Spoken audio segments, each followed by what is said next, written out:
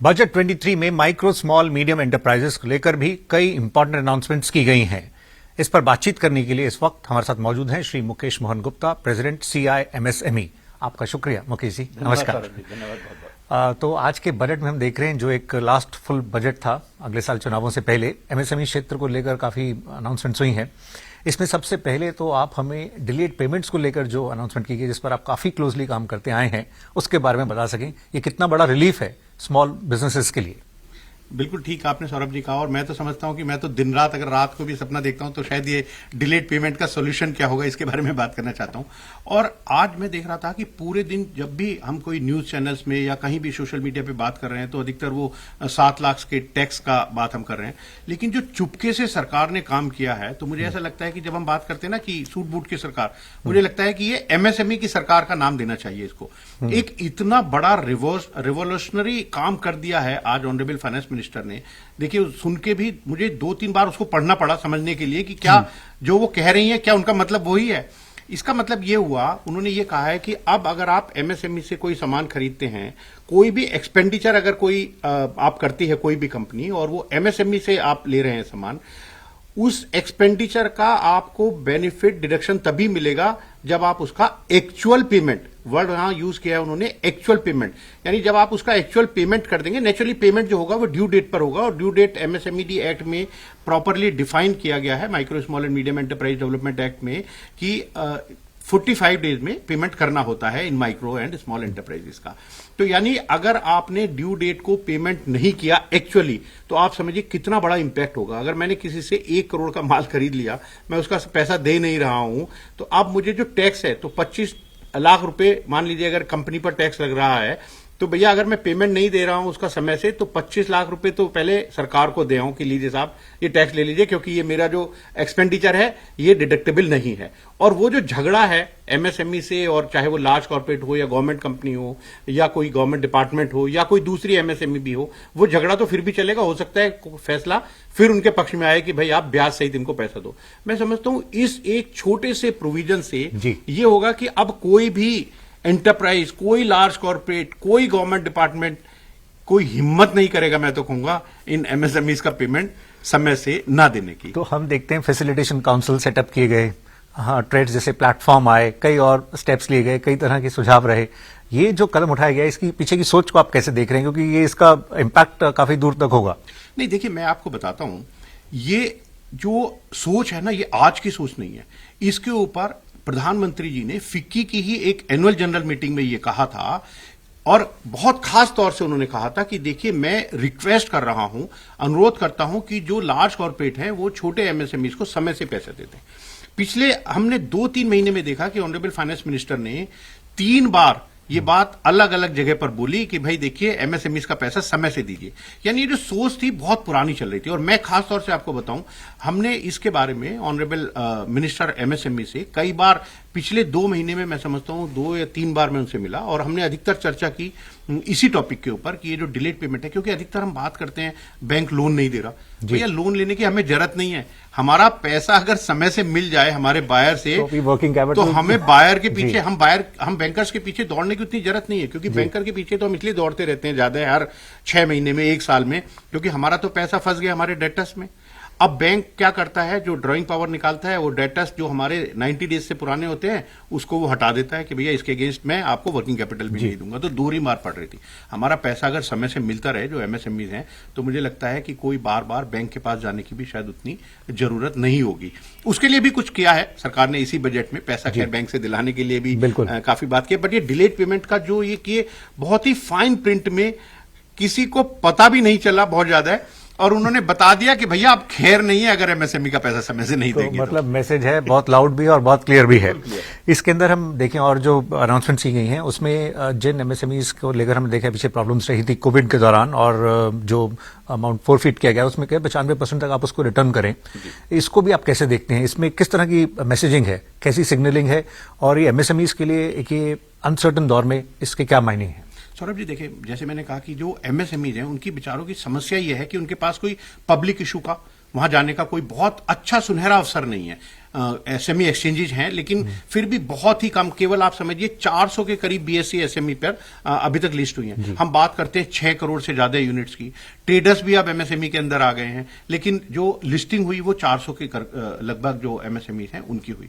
तो जो पैसा है, जो उसका जो सोर्स है, वो यही है कि भाई या तो बैंक से मिले या हम अपना काम करके जिसको हम सप्लाई करें उससे अपना पैसा समय से ले। अभी क्या हुआ, कोविड समय में बहुत सारे जो बिजनेसेस एमएसएमईज ऐसे थे जिन्होंने कुछ ऑर्डर्स ले लिए। इंफ्रास्ट्रक्चर में बहुत काम चल रहा है, कॉन्ट्रैक्टिंग का बहुत काम है, कोई और ऐसा काम ले लिया जो सरकार ने उनको दिया। अब कोविड समय आ गया, उनके पास हमने देखा कोविड के पीरियड में कि लेबर को हमने देखा कि कैसे चलते हुए जा रहे थे पैदल, तो हमारे पास कोई लेबर अवेलेबल नहीं थी, बाजार सब बंद पड़े थे, जो मटेरियल था वो नहीं मिल रहा था। तो क्या हुआ कि हम अपना प्रोजेक्ट पूरा समय से नहीं कर पाए। अब जितने भी गवर्नमेंट के टेंडर होते हैं उनमें एक परफॉर्मेंस बैंक गारंटी की कंडीशन होती है कि आपको परफॉर्म करना पड़ेगा, और अगर आपने जो ऑर्डर लिया है उसको अगर आप परफॉर्म नहीं कर पाए तो हम आपकी भैया ये बैंक गारंटी जो है ये इन्वोक कर लेंगे और वो पैसा हम जब्त कर लेंगे, फोरफिट कर लेंगे। अब सरकार ने कहा है कि देखिए, अगर आप कोविड की वजह से अपना कोई कॉन्ट्रैक्ट, अपना कोई काम गवर्नमेंट से या गवर्नमेंट डिपार्टमेंट से अगर आपने लिया और आप उसको पूरा नहीं कर पाए, तो वो जो आपकी परफॉर्मेंस बैंक गारंटी है या जो पैसा आपने जमा कर दिया है उसका 95% हम आपको रिफंड कर देंगे। बहुत बड़ा मैं समझता हूं एक कदम है, क्योंकि अधिकतर क्या होता था कि ये भी एक जो आपने एमएससीएफसी जैसे का आपने जिक्र किया, आर्बिट्रेशन में चले जाते थे, कोर्ट्स में चले जाते थे, तो यहां पर वो झगड़ों में पड़े रहता था उनका पैसा कि भाई, और बैंक गारंटी तो बैंक तुरंत उनको इन्वोक करके पैसा दे देता था। जहां पर अगर एफडी के रूप में रखा है वहां पर वो झगड़े चलते रहते थे। अब वो सब झगड़े खत्म कर दिए, सरकार ने कहा अपना 95% पैसा ले लो। देखो, हमने भी थोड़ी मेहनत करी है, काम करा है, तो भाई 5% आप चलो छोड़ दो। एमएसएमई भी कह रही है जी आप 5% की जगह 10% भी रख लो तो भी हमें कोई दिक्कत नहीं है, हमारा 95% पैसा वापस मिल जाए, हम दूसरे ऑर्डर लें और काम करें, अपने बिजनेस को आगे बढ़ाएं, माइक्रो स्मॉल हो, स्मॉल मीडियम हो, और मीडियम फिर लार्ज कॉर्पोरेट बने। तो एमएसएमई इस इकोनॉमी की बैकबोन है और उनको लेकर कई अनाउंसमेंट जैसे की गई हैं, उसके विभिन्न पहलुओं को छू रहे हैं आज जो हाइलाइट्स रही हैं।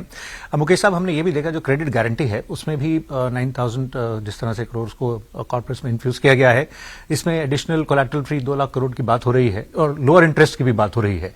इसको आप किस रूप में देख रहे हैं?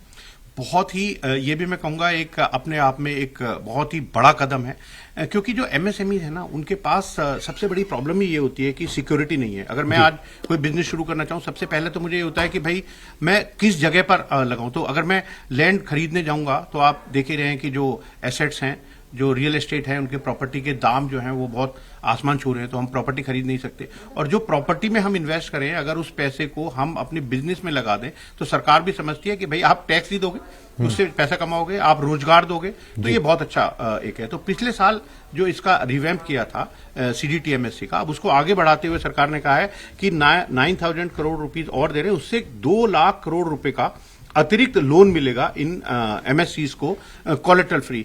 और देखिए, अभी एक एसबीआई की एक रिपोर्ट भी आई थी जहां पर उन्होंने कहा कि बैंकों को अपनी कैपिटल, अगर वो इस सीडीटी एमएससी लोन के द्वारा अगर लोन देते हैं इस स्कीम के अंतर्गत, तो लगभग 2 रुपए रखने पड़ते हैं, और अगर वो नॉन सीडीटी एमएससी यानी कोई कोलैटरल सिक्योरिटी ले लें तब उनको लगभग 8 रुपए कैपिटल के रूप में रखने देते हैं। तो ये बैंकों के लिए भी फायदेमंद है, एमएसएमईज के लिए भी फायदेमंद है और देश के लिए भी फायदेमंद है। इसीलिए मैं समझता हूं कि सरकार ने समझा कि इन एमएससीज को हम खास तौर से अगर ये कोलैटरल फ्री लोन दें तो शायद सबका भला, सबका साथ, सबका विकास इससे हो सकता है। जी, हम ये भी देख रहे हैं जो इमरजेंसी क्रेडिट लाइन जो स्कीम रही, गारंटी स्कीम, उससे स्मॉल बिजनेसेस को कोविड के दौरान मुश्किल दौर में काफी सपोर्ट मिला। इसकी जिस तरह से मार्च 23 तक ये है, इसके भी क्या एक्सटेंशन क्या उम्मीद कर रहे थे? नहीं सौरभ जी, ये दूसरी चीज है। देखिए, ये 2 अलग अलग चीजें हैं, इसमें कुछ कंफ्यूजन हो जाता है कई बार। वो जो इमरजेंसी क्रेडिट लाइन जो हमने देखा था, जो कोविड पीरियड में एक अनाउंसमेंट हुआ था, वो एक डिफरेंट है। वहां ये कहा था कि जिनकी लिमिट ऑलरेडी चल रही हैं उनको कुछ परसेंटेज 20% से 40% तक एडिशनल आउटस्टैंडिंग पर उनको दिया था। ये जो स्कीम अभी जो ऑनरेबल फाइनेंस मिनिस्टर ने जो आज के बजट में कही है, वो एक डिफरेंट है। वो उन लोगों के लिए है कि चाहे मैं आज अपना बिजनेस शुरू करना चाहता हूं, अपने बिजनेस को एक्सटेंड करना चाहता हूं, कोविड का इंपैक्ट हो या कोविड का इंपैक्ट ना हो, तब उनको हम किसी भी चीज के लिए, वहां पर था कि केवल वर्किंग कैपिटल दे रहे थे, यहां मुझे अगर कोई मशीन खरीदनी है, कोई बैंक गारंटी देनी है, कोई एलसी लेनी है, वर्किंग कैपिटल लेनी है, किसी भी रूप में अगर मुझे लोन लेना है अपने बिजनेस को करने के लिए, तो 2 करोड़ रुपए तक का लोन किस गारंटी आप समझिए सरकार दे रही है। आपने एक बात और कहा कि रेट ऑफ इंटरेस्ट भी कहा ऑनरेबल फाइनेंस मिनिस्टर ने कि 1% कम कॉस्ट पर हम देंगे। इसके साथ एक और अभी रिसेंटली एक और सर्कुलर इशू हुआ है, इसमें एक सीडीटी एमएससी की अलग से फीस लेते थे। तो ये एक गारंटी फंड है जो एक तरह से गारंटी देता है और वो एक एडिशनल चार्जेज लेता था, उस फीस को भी बहुत कम, और वो फीस जो होती है वो क्या होता है कि बैंक बोरोवर के ऊपर ही डाल देते हैं। इसके लिए भी हम काफी बात कर रहे हैं कि भाई ये बोरोवर के ऊपर नहीं होनी चाहिए, ये तो आपने अपने लोन की एक तरह से इंश्योरेंस कराया, लेकिन उसकी फीस अभी 1% से ज्यादा पहले ही कम कर चुके हैं रिसेंटली, 1 महीने के अंदर अंदर। और हमारी भी सरकार से बात चल रही है और हमने भी रिक्वेस्ट किया है कि उस फीस को भी और कम किया जाए। तो ये मैं समझता हूं कि 2-2.5% तक की एक रिलैक्सेशन मिलेगा ब्याज में एमएसएमईज को अगर वो लोन लेंगे इस सीडीटी एमएससी के अंतर्गत। ओके, इसके हम विभिन्न पहलुओं को छोड़ रहे हैं। इसमें प्रिजम्पटिव टैक्सेशन की भी बात हुई है, जो माइक्रो उद्यमी है उनके लिए, उसको आप देख पाए उसके फाइन प्रिंट्स को? नहीं, बिल्कुल है। उसमें जो लिमिट बढ़ाई है 2.5 लाख से 3 लाख, 2.5 करोड़ से 3 करोड़ रुपए और 50 लाख से 75 लाख रुपए respectively for the businesses and the professionals in fact. तो वो अच्छा कदम इसलिए है सौरभ जी कि जो ये माइक्रो एंटरप्राइजेज आप समझिए जो हैं, तो उनको क्या होता है कि कई बार वो अपनी बैलेंस शीट ठीक से बना नहीं पाते, लेकिन जीएसटी में उनका रजिस्ट्रेशन है तो टर्नओवर तो उनकी बड़ी क्लियर है, पता चल जाता है। तो भाई आप ज्यादा बुक्स के चक्कर में, ऑडिट के चक्कर में पैसा खर्च मत कीजिए, आप एक सर्टेन परसेंटेज का आप टैक्स देके और अपना काम खत्म करिए। तो ये एक अच्छा कदम है ये भी कि थोड़ी उसकी जो लिमिट है वो बढ़ा दी गई है। तो मैं समझता हूं कि इससे माइक्रो जो एंटरप्राइजेज हैं उनको जरूर अपना जो कंप्लायंसेज है उसमें काफी मदद मिलेगी। हम जब देख रहे हैं इकोनॉमी पिकअप हो रही है, बेशक बाहर ग्लोबल हेडविंड्स हैं, कई चुनौती हैं, उसके बीच में इस बजट के जरिए कहा जाए कि एमएसएमईज को सपोर्ट और उनको प्रोत्साहन करने की कोशिश की गई है। बिल्कुल बिल्कुल, देखिए मैं तो प्रोत्साहन क्या, मैं तो कहूंगा कि जो एक जब से ये एमएसएमईडी एक्ट बना या जब से भारत में या किसी भी देश में 2006 2 अक्टूबर 2006 को ये एक्ट आया था, उससे पहले तो खैर ये एमएसएमईडी एक्ट कोई था ही नहीं।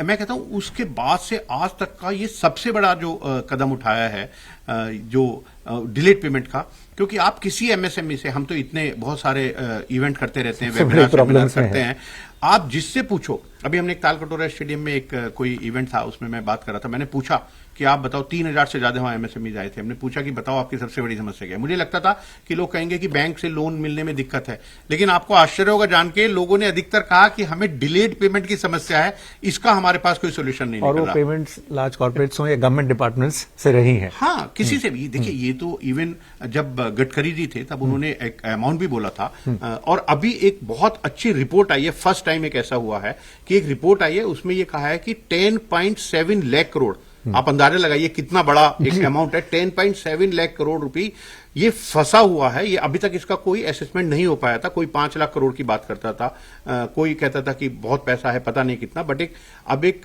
रिपोर्ट में ये बता दिया गया है कि 10.7 लाख करोड़ रुपए भाई इन लोगों का फंसा हुआ है। इतना बड़ा अमाउंट अगर निकल जाए, इन एमएसएमईज को मिल जाए, तो मुझे नहीं लगता इनको किसी बैंक में जाने की या कहीं पब्लिक इशू में जाने की कोई जरूरत है। जी, तो फिर ये नई संभावनाएं, नए अपॉर्चुनिटीज की तरफ कदम बढ़ा सकते हैं। चलते हुए आपकी तरफ से एमएसएमईज के लिए एक क्लास मैसेज, क्या आप उनको कहना चाहेंगे इस बजट के बाद?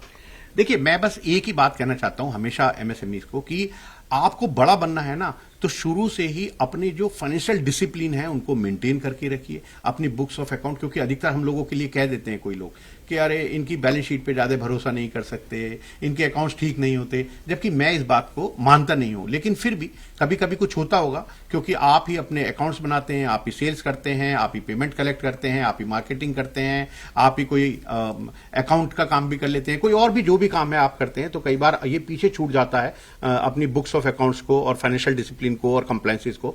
तो एक ही मेरा सजेशन है कि आप फाइनेंशियल डिसिप्लिन और कंप्लायंसेस पे ध्यान रखिए। बैंक आपके पीछे दौड़ रहे हैं, और अब एक तो सरकार ने और काम कर दिया है, उन्होंने कहा कि देखिए एक इनको दिक्कत ये होती थी कि मैं सब काम कर रहा हूं, अब जब बैंक मांगता है पेपर तो बार बार वो पेपर मांगते रहते हैं, डिजी लॉकर का, डिजी लॉकर। तो वो कहते हैं कि भाई हमें तो दिक्कत ये होती है कि वो हमारा अकाउंटेंट छुट्टी पर है 15 दिन के लिए, अब वो पेपर मुझे पता नहीं है बैलेंस शीट कहां रखी है, इनकम टैक्स रिटर्न उसने कहां रख दिया, ये सब पेपर जीएसटी की रिटर्न मैं कैसे निकालूं। कुछ करने की जरूरत नहीं है, सारा सामान आपका, सारे डॉक्यूमेंट्स एक जगह रहेंगे, नेशनल इंफॉर्मेशन रजिस्ट्री समझ लिए बन जाएगी, एक बार उसमें डिजी लॉकर में उसको लिंक कर दीजिए। जो भी आपसे बैंक छोड़िए, जो भी डिपार्टमेंट आपसे कहता है कि भाई मुझे ये पेपर दीजिए, बोलिए अभी 2 मिनट रुकिए, फोन निकालिए, डिजी लॉकर में जाइए, क्लिक करिए, फॉरवर्ड कीजिए, खत्म, नमस्कार। तो मैं समझता हूं कि ये भी एक बहुत एक बड़ा एक मदद हो सकती है एमएसएमईज को, कि अब उनको अपने बार बार अपने फोटोकॉपी करने के झंझट से और पेपर्स को ढूंढने के झंझट से पूरी तरह से मुक्ति मिलेगी। इस डिजी लॉकर में रखिए अपना पूरा डॉक्यूमेंटेशन, और जिसको जरूरत हो, जो मांगे आपसे, आपका बायर मांगे, सप्लायर मांगे, बैंक मांगे, कोई डिपार्टमेंट मांगे, उनको कहिए, लीजिए, अभी फॉरवर्ड करता हूं आपको। राइट सर, तो इतना ही समय था और आपका बहुत बहुत शुक्रिया। बजट में एमएसएमईज के लिए आखिर क्या मायने है, उसके तमाम पहलुओं पर बातचीत करने के लिए Mukesh Mohan Gupta ji, president CI MSME, आपका शुक्रिया, थैंक यू। तो अभी के लिए बस इतना ही। तो एमएसएमईज के लिए आखिर क्या है बजट में, उसके हम विभिन्न पहलुओं को, तमाम एंगल्स को टच कर रहे हैं। फिलहाल नमस्कार।